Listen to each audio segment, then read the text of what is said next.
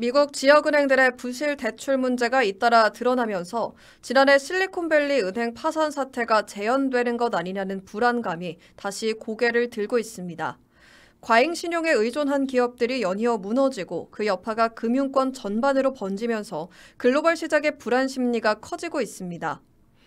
현지 시간 16일 미국 서부와 남서부 11개 주에 거점을 둔 자이언스 뱅코프는 자회사 캘리포니아 뱅크 앤드 트러스트의 상업대출 가운데 약 5천만 달러를 회계상 손실로 처리했다고 밝혔습니다.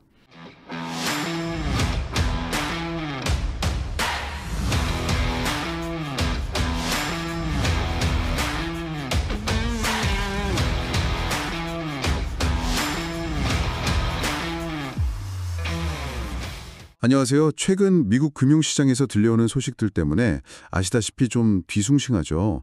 몇몇 지역은행들이 어렵다는 뉴스 아마 접하셨을 텐데요. 이런 소식을 들으면 문득 이런 생각이 들어요. 아, 이게 또 그냥 지나가는 작은 소란일까? 아니면 혹시 이게 우리가 걱정해야 할 더 큰 문제의 시작은 아닐까 하는 거예요. 특히 역사적으로 보면 굵직한 경제 위기들은 대부분 은행 문제에서 시작됐잖아요. 저희가 받은 여러 정보랑 분석들, 이걸 바탕으로 지금 벌어지는 일들이 정말 그냥 넘길 일이 아닌 건지 그 의미를 좀 깊숙이 파헤쳐 보려고 합니다. 네, 그 지점이 아주 중요합니다. 역사를 보면 1929년 대공황도 그렇고 2008년 금융위기도 그렇고 다 은행 시스템의 균열에서 시작됐죠. 그래서 지금 미국 지역은행들에서 나타나는 문제들을 단순히 그냥 뉴스거리 정도로만 보기는 어렵습니다. 이게 과연 개별 은행 몇 개의 문제인지 아니면 금융 시스템 전체, 더 나아가서 실물 경제에 어떤 타장을 미칠 수 있는 심각한 신호인지 좀 면밀히 들여다볼 필요가 있어요. 오늘 저희는 이 문제를 좀 집중적으로 살펴보겠습니다. 좋습니다. 그럼 이 복잡해 보이는 상황 한번 제대로 파헤쳐 보죠. 도대체 최근에 무슨 일이 있었던 건지, 또 왜 하필 지역은행들이 주목받는지, 그리고 이게 정말 과거 위기들의 전조와 좀 닮은 점이 있는 건지 핵심만 쏙쏙 뽑아보겠습니다. 바로 시작하시죠. 우선 최근에 구체적으로 어떤 은행들의 이름이 나왔는지부터 간단히 짚어볼까요? 자이언스 뱅코프, 웨스턴 알라이언스 이런 은행들 이름 나오면서 시장이 꽤 놀랐어요. 네, 맞습니다. 그 자이언스 뱅코프 주요. 자회사가 대출을 내보낸 게 있는데 한 5천만 달러 정도요. 근데 이게 회수가 안 된다 이렇게 판단해서 전액 손실 처리했죠. 이게 단순히 돈을 못 갚은 걸 넘어서 대출 과정에서 채무자가 거짓말을 했거나 계약을 어겼거나 좀 심각한 문제가 있었던 거예요. 아, 그냥 못 갚은 게 아니군요. 네. 웨스턴 얼라이언스도 좀 비슷해요. 담보대출 관련해서 계약 위반이나 심지어 사기 혐의까지 얘기가 나오면서 큰 손실을 발표했고요. 심지어는 자기들이 빌려준 돈을 돌려받을 권리 순서 있잖아요. 그게 다른 채권자들보다 뒤라는 걸 나중에야 알았다는 좀 어처구니 없는 일도 있었죠. 5천만 달러 전액 손실에 사기 혐의까지요? 와, 단순히 경기가 안 좋아서 돈을 못 갚는 그런 수준이 아니군요. 투자자들이 이런 소식에 엄청 민감하게 반응했겠네요. 바로 그겁니다. 해당 은행들 주가가 하루 만에요. 10% 넘게 심지어 13%까지 폭락했어요. 이건 그냥 시장 변동성 수준이 아니죠. 네네. 투자자들이 이 문제를 얼마나 심각하게 보는지 보여주는 확실한 증거예요. 더 주목할 점은 미국 지역은행들 전체 상태를 보여주는 지표가 있거든요. KBW 지역은행 지수라고.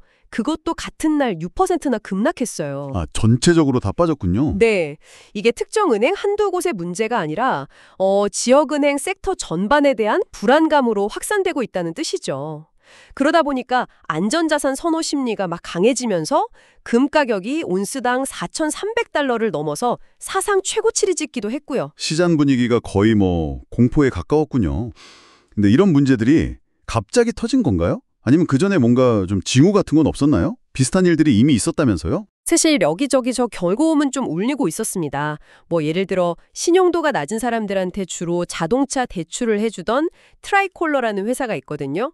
그리고 자동차 부품 만드는 퍼스트 브랜드 같은 회사들, 이런 데들이 최근에 파산 신청을 했어요. 아, 파산이요? 네, 중요한 건 이 회사들의 돈을 빌려준 금융기관들인데 JP모건 같은 아주 큰 은행도 트라이콜러 파산 때문에 1억 7천만 달러 넘는 손실을 봤다고 발표했고요.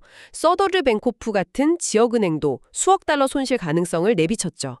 특히 이 파산한 회사들이 또 위험도가 높은 사업 모델을 가지고 있었거나 투명성이 낮은 사모금융, 그러니까 비공개 자금 조달 방식을 썼다는 점에서 우려가 더 컸습니다. 여기저기서 잠재적인 문제들이 하나둘씩 이렇게 수면 위로 드러나는 느낌인데요.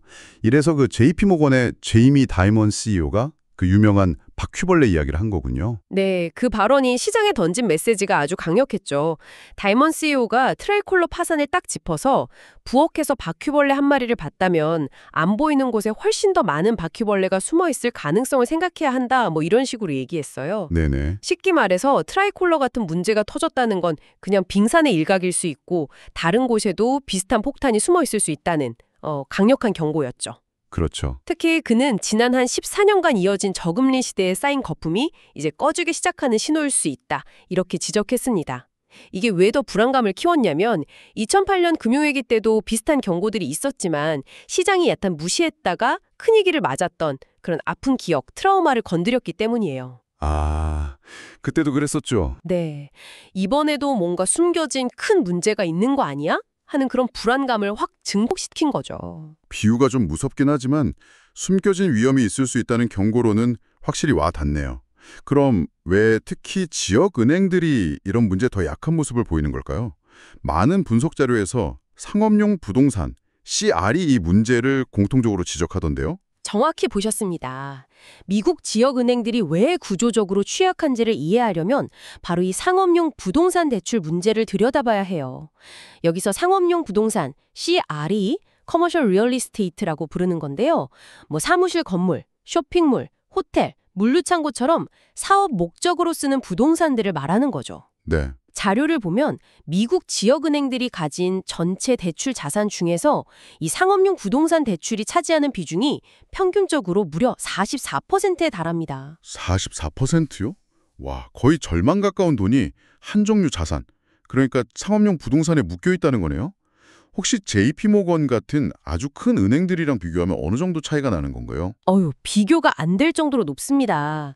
JP모건이나 시티그룹 같은 그런 세계적인 대형 은행들은요, 상업용 부동산 대출 비중이 평균 13% 정도밖에 안 돼요. 13%대 44%? 네. 지역 은행들이 대형 은행들보다 3배 이상 더 높은 비중으로 상업용 부동산에 거의 올인하고 있는 셈이죠. 바로 이 지점이 핵심적인 약점입니다. 특정 시장, 그러니까 상업용 부동산 시장이 흔들리면 은행 전체가 휘청거릴 수밖에 없는 구조인 거죠. 뭐랄까, 달걀을 한 바구니에 너무 많이 담아놓은 것과 같아요. 특정 자산에 대한 집중도가 너무 높다는 게 문제의 핵심이군요. 근데 왜 하필 지금 이 시점에 상업용 부동산 위험이 이렇게 크게 부각되는 걸까요? 뭔가 특별한 이유가 있나요? 여러 악재가 동시에 터지는 그야말로 퍼펙트 스톰 같은 상황이기 때문입니다. 첫째, 아시다시피 연준이 인플레이션 잡으려고 금리를 엄청나게 올렸죠. 네, 그렇죠. 대출 이자가 눈덩이처럼 불어나니까 건물주들 부담이 커졌고 당연히 만기가 돌아왔을 때 다시 대출을 받거나 연장하는 조건, 즉 재융자 조건이 훨씬 까다로워졌습니다. 둘째는 팬데믹 이후로 재택근무가 늘고 온라인 쇼핑이 대세가 되나서 사무실이나 쇼핑몰을 찾는 사람이 줄었어요. 아, 수요 자체가 줄었군요. 네, 빈 사무실, 빈 가게가 늘어나니까 건물 가치 자체가 떨어진 거죠. 담보 가치가 하락했으니 은행 입장에서도 선뜻 돈을 다시 빌려주기가 더 어려워진 겁니다. 금리는 오르고 건물 가치는 떨어지고 돈 빌리기는 더 어려워지고 정말 엎친 데 덮친 격이네요. 실제로 부실이 늘어나고 있다는 그런 신호도 나오고 있나요? 네, 위험 신호는 이미 뚜렷합니다. 특히 사무실 건물, 오피스 부동산 대출의 연체율은 최근 10.4%까지 치솟았는데 이건 2008년 금융위기 때 최고치와 거의 맞먹는 수준이에요. 10% 넘게요? 와. 네, 연체율이 오르는 속도도 굉장히 빠릅니다. 게다가 앞으로 2025년 말까지 만기가 돌아오는 상업용 부동산 대출 규모가 무려 1조 달러가 넘는다는 소위 만기 절벽, 매추리티 월 상황도 다가오고 있고요. 1조 달러요? 엄청나네요. 그렇죠. 여기에 더해서 신용카드 대금 연체가 늘고 자동차 대출 부실도 심각해지는 등 개인들의 빚 부담 문제까지 겹치면서 걱정이 더 커지고 있습니다. 정말 걱정이 되는데요. 작년에 그 실리콘밸리 은행 SVB 파산 사태도 있었잖아요. 혹시 이번 문제가 2008년 금융위기처럼 금융 시스템 전체의 위기로 번질 가능성까지 우리가 좀 대비해야 할까요? 시스템 전체의 위기 가능성에 대해서는 현재로서는 그렇게 높지 않다고 보는 시각이 조금 더 많기는 합니다. 예를 들어 백악관이나 무디스 같은 신용평가사들은 아직 은행들이 충분한 손실대기 자금을 쌓아두고 있고 여러 지표를 봤을 때 금융위기로 번질 만한 뚜렷한 조짐은 보이지 않는다. 이렇게 평가하고 있어요. 일단은 괜찮다는 거군요. 네. 또 JP모건 같은 아주 큰 은행들은 앞서 말씀드린 것처럼 상업용 부동산 대출 비중도 낮고 최근 실적도 괜찮고요. 그리고 2008년 위기 이후에 규제가 강화되면서 자본 건전성도 훨씬 좋아졌죠. 상대적으로 충격을 버틸 체력이 강하다고 볼 수 있습니다. 대형은행들은 비교적 괜찮다. 하지만 지역은행들은 이야기가 다르다는 말씀이시죠? 네, 바로 그 점입니다. 계속 강조했듯이 수많은 중소형 지역은행들은 상업용 부동산 대출 비중이 워낙 높아서 구조적으로 매우 취약한 상태예요. 이들 중 몇몇이 연달아 무너진다면 그 파급 효과는 생각보다 클 수 있습니다. 작년 SVB 때도 그랬었죠? 네, 2023년 SVB 사태를 떠올려 보면 처음엔 그냥 좀 큰 지역은행 하나 문제라고 생각했지만 사람들이 스마트폰으로 순식간에 예금을 빼가는 디지털 뱅크런이 발생하면서 눈 깜짝할 사이에 파산했고 시장에 큰 충격을 줬었죠. 물론 지금 터져나오는 문제들은 주로 대출 사기나 부실 관리와 관련된 것이라 금리 인상으로 인한 보유 채권 가치 하락의 직접적 원인이었던 SVB와는 성격이 좀 다릅니다. 원인은 다르지만 하지만 제이미 다이먼의 그 바퀴벌레 비유처럼 혹시 우리가 모르는 다른 부실이 더 숨어 있는 건 아닐까 하는 불안감이 시장에 깔려 있는 게 사실입니다. 가장 약한 고리부터 끊어질 수 있다는 우려죠. 그리고 역사적으로 보면 늘 위기는 예상치 못한 약한 고리에서 시작되곤 했습니다. 이런 불안한 상황에서 미국 중앙은행 연준의 움직임도 상당히 중요할 것 같은데요. 최근 파월 의장이 양적 긴축, QT 속도를 늦추거나 멈출 수도 있다는 뉘앙스를 풍겼다고요? 이건 어떤 의미로 해석해야 할까요? 네, 파월 의장이 앞으로 몇 달 안에 양적 긴축, 줄여서 QT라고 부르는 조치를 중단할 수 있다고 말했습니다. QT는 연준이 그동안 사들였던 채권을 다시 시장에 팔아서 시중에 풀린 돈을 걷어들이는 건데요. 이걸 멈출 수 있다는 거죠. 네. 표면적인 이유는 연준의 자산 규모가 적정 수준에 가까워졌다 이런 거지만 그 속내를 들여다보면 단기 자금 시장, 그러니까 돈이 급하게 필요한 곳에서 돈 구하기가 어려워지는, 즉 달러 유동성이 부족해지는 신호들이 나타나고 있기 때문입니다. 그동안 연준은 이런 우려에 대해 좀 거리를 두는 듯 했지만 이제는 유동성 상황이 빡빡해지고 있다는 걸 어느 정도 인정한 셈이죠. 유동성이 부족해지는 신호라면 구체적으로 어떤 현상을 말하는 건가요? 가장 대표적인 게 레포 금리가 갑자기 뛰는 현상입니다. 레포 시장은 은행 같은 금융기관들이 서로 하루짜리 초단기로 돈을 빌리고 빌려주는 시장인데요. 여기가 금융 시스템의 가장 기초적인 돈줄 통로라고 할 수 있어요. 가장 기본적인 돈줄. 네. 그런데 여기서 금리가 급등한다는 건 그만큼 달러 구하기가 어려워지고 있다는 신호예요. 실제로 월말이나 분기말처럼 돈 수요가 몰리는 특정 시점이 아닌데도 레포 금리가 이례적으로 치솟는 모습이 최근 관찰됐습니다. 또 은행들이 급할 때 연준에 돈을 빌릴 수 있는 창고인 상설 레포기구 SRF 이용이 늘어난 것도 비슷한 맥락이고요. 은행 시스템 안에 현금이 부족해지고 있다는 중요한 증거죠. 유동성이 이렇게 빡빡해지는 근본적인 이유는 뭔가요? 연준이 곧 금리를 내릴 거라는 기대도 있는데 말이죠. 여러 이유가 겹쳐 있습니다. 첫째, 연준이 2년 넘게 QT를 계속하면서 은행 시스템에서 돌아다니는 돈의 총량 자체가 줄었습니다. 둘째, 미국 정부가 빚을 내려고 단기 국채를 대량으로 발행하면서 시중에 있는 돈을 많이 빨아들였고요. 네. 셋째, 좀 흥미로운 현상인데 앞으로 금리가 더 내려가고 돈 가치가 떨어질까 봐 걱정하는 사람들이 현금을 은행 예금에 넣어두는 대신에 금이나 은, 주식, 심지어 암호화폐 같은 다른 자산으로 옮기려는 움직임이 전 세계적으로 나타나고 있어요. 예금 대신 다른 자산으로요? 네. 이걸 디베이스먼트 트레이드, 그러니까 화폐 가치 하락 대비 거래라고 부르는데 이런 흐름도 은행에서 돈이 빠져나가게 하는 요인입니다. 이런 것들이 복합적으로 작용하면서 은행 예금은 줄고 돈 구하기는 어려워지는 거죠. 실제로 JP모건 같은 초대형 은행조차 최근 실적 발표에서 예금 잔액이 예상보다 적거나 줄었다고 밝혔는데 이건 중소형 은행들의 자금 사정은 훨씬 더 안 좋을 수 있다는 걸 암시합니다. 은행 시스템 안에서도 돈이 마르고 있다는 거군요. 그런데 은행 바깥에도 위험 요인이 있다고요? 그림자 금융이라는 말도 들리던데요. 이건 또 뭔가요? 맞습니다. 은행처럼 정부의 직접적인 감독이나 규제를 덜 받는 금융회사들을 통틀어서 그림자 금융, 섀도우 뱅킹이라고 부릅니다. 예를 들면 사모펀드, 헤지펀드, 부동산 대출만 전문으로 하는 회사 같은 곳들이죠. 아, 규제 밖의 금융이군요. 네, 이들도 그동안 상업용 부동산이나 위험도가 높은 기업 대출, 특히 사모신용, 프라이빗 크레딧이라고 불리는 은행을 통하지 않는 직접 대출 시장에 엄청난 돈을 쏟아부었어요. 그런데 앞서 언급했던 그 트라이컬러나 퍼스트 브랜드 파산 사례가 바로 이쪽에서 터진 문제입니다. 네네. 특히 이 사모신용 시장은 규모가 거의 2조 달러에 육박할 정도로 커졌는데 문제는 사모, 즉 비공개라는 이름처럼 정보가 투명하지 않고요. 투자 대상 기업들도 대부분 비상장 회사라 얼마나 위험한지 정확히 알기 어렵다는 겁니다. 깜깜이 시장이네요. 그렇죠.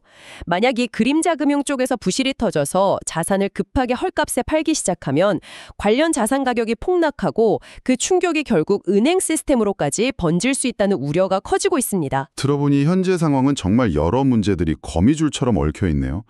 지역은행 자체의 부실 대출 문제, 상업용 부동산 시장 침체, 개인들의 빚 부담 증가, 전반적인 돈 가뭄 현상, 거기에 잘 보이지 않는 그림자 금융 위험까지 정말 한두 가지만 봐서는 전체 그림을 파악하기가 불가능해 보입니다. 네, 그렇습니다. 그리고 여기서 우리가 절대 잊지 말아야 할 역사적 교훈이 바로 처음에 말씀드렸던 부분입니다.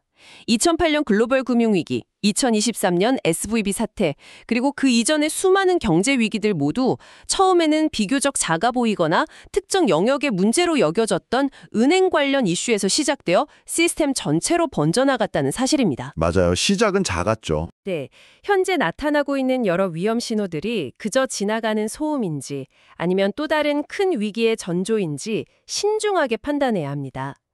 지금 상황은 결코 가볍게 넘길 수 없는 잠재적인 경제 위기로 이어질 수 있다는 가능성을 내포한 심각한 신호라는 점을 분명히 인식하는 것이 중요합니다. 맞습니다. 이걸 단순히 미국 은행들 어렵다더라 하는 그냥 남의 나라 금융 뉴스로 치부할 게 아니라 우리 경제나 투자에 어떤 영향을 미칠 수 있는지 그 파급 효과를 생각하고 대비하는 자세가 필요해 보입니다. 특히 지역은행들이 대출을 꺼리거나 줄이는 신용경색 현상은 당장 그 지역의 중소기업이나 자영업자들에게 돈줄이 막히는 고통을 줄 수 있거든요. 이건 결국 투자 심리를 위축시키고 경제 전반의 활력을 떨어뜨리는 결과로 이어질 수 있겠죠. 따라서 앞으로 몇 가지 핵심 지표들을 좀 주의 깊게 지켜보면서 시장의 불안정성에 대비해야 합니다. 첫째, 상업용 부동산, 특히 문제가 심각한 오피스 건물의 연체율이 계속 오르는지 봐야 하고요. 둘째, 은행들이 실적 발표 때마다 미래 손실에 대비해 쌓아두는 돈, 즉 대손 충당금을 얼마나 늘리는지 확인해야 합니다. 이건 은행 스스로 위험을 얼마나 크게 느끼는지 보여주는 지표가 되거든요. 네, 충당금 중요하죠. 셋째, 만기가 돌아오는 상업용 부동산 대출들이 제대로 재용자가 되는지 아니면 부실 처리되는 비율이 높아지는지를 파악하는 것이 중요합니다.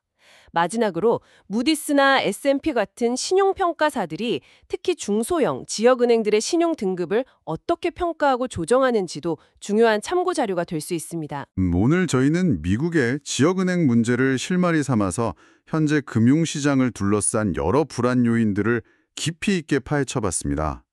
정말 다양한 조각들이 복잡하게 얽혀 돌아가고 있다는 걸 다시 한번 느끼네요. 단순히 몇몇 은행의 문제가 아니라 금리, 부동산, 가계부채, 유동성, 심지어 규제 바깥의 그림자 금융까지 모두 연결된 거대한 시스템의 문제라는 생각이 듭니다. 여기서 마지막으로 이런 질문을 한번 던져보고 싶습니다. 만약 지금 우리가 겪고 있는 이 고금리 상황이나 상업용 부동산 시장의 압박이 예상보다 더 심하게 그리고 더 오랫동안 지속된다면 이 복잡하게 얽힌 금융 시스템의 사슬 속에서 우리가 아직 발견하지 못한 다음 약한 고리는 과연 어디가 될 수 있을까요? 그림자 금융일 수도 있고 아니면 전혀 예상치 못한 다른 형태의 부실이 드러날 수도 있겠죠. 그리고 또 한 가지 생각해 볼 점은요. 지역은행들이 돈줄을 죄는 현상이 있잖아요. 이게 당장은 별 관련 없어 보이는 다른 산업, 예를 들면 제조업이나 첨단 기술 분야 같은 곳에는 과연 어떤 예상치 못한 연쇄 효과를 가져올 수 있을지 한번 곱씹어 보시는 것도 의미 있을 것 같습니다. 오늘 저희와 함께 이 깊은 이야기를 나눠주셔서 감사합니다.